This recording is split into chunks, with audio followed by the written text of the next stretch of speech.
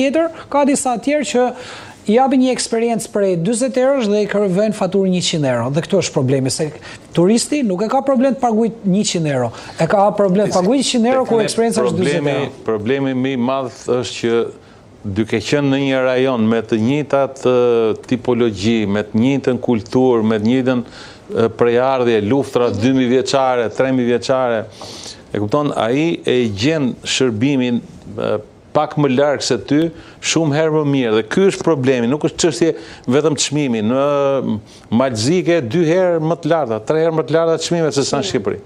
Mirë, po ke shërbimin, ke standardin, ke cilësinë. Dhe në fakt ka shqiptarë që shkojnë atje dhe nuk shkojnë në jug për këtë arsye. Jo vetëm shqiptarë, po edhe kosovarë, që do donim ka një njerëz të cilët nuk është vetëm çështje çmimi. Paguani në jug, po për shkak të kësaj gjë të cilësisë kanë edhe Malezi ka një traditë turizmit, ëh? Një vilë në jug, e kupton, ka një çmim ndoshta edhe më të ulët se sa që jepet një vilë tjetër në Malzi apo në Greqi. Problemi se nuk ka infrastrukturë, pra ti vete aty dhe nuk ke çfarë bën. Se do paguash 1000 euro, po çfarë ta ofron ai vendi aty? Ja u futen pishinë, ja dole, ja ushtrive, pive kafen, pastaj nuk ka asnjë aktivitet, nuk ka asnjë atraksion.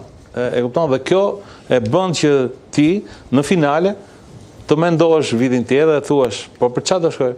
Pra më ndodhi vjetë, unë isha në Greqi, në një plazh, dhe kisha 2 komshi, një sërb, tjetri ishte grek. Dhe me qenë se kalamajt ishin të vejil, filluan të komunikojnë, dhe këta filluan të flisin anglisht, po duke qenë se nuk flisin mirë anglisht, kuptoheshe, dhe dëgjoheshe edhe nga larg. Edhe i tha, unë dhe jam nisur që nga Kroacia, kalova edhe në për Shqipëri, dhe po vinë Greqi dhe do kthehem te o tha edhe në Shqipëri dhe se thonë dhe që është bukur. Po tha, bukur ishte. Po tha, në çdo tha ferë tha më dilde i polic.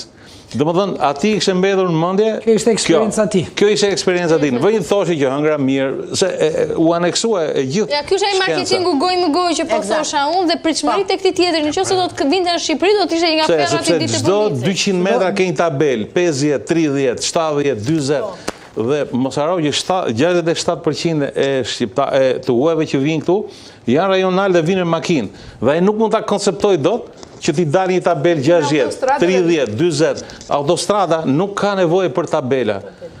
Daljet autostrada ka nevojë pra. Nëse ti ke bërë një autostradë 100 km/h apo 110 apo 130, ai shkel kam edhe ikën. Ti ke një tabel tani 70 thotë ai, 50. Po si që ka 70? Ti mund ta kesh të tabelën në rrugën dytësore dalse. Ose një rrethotullim. Jo, dalsja, rruga dalse do ta ketë këtë tabelë. Por në momentin që ti del, jo të vlej edhe ty në autostradë. Qartë. Do lidhemi tani me Blerim Norjan, është operator turistik në Durrës, për ta pyetur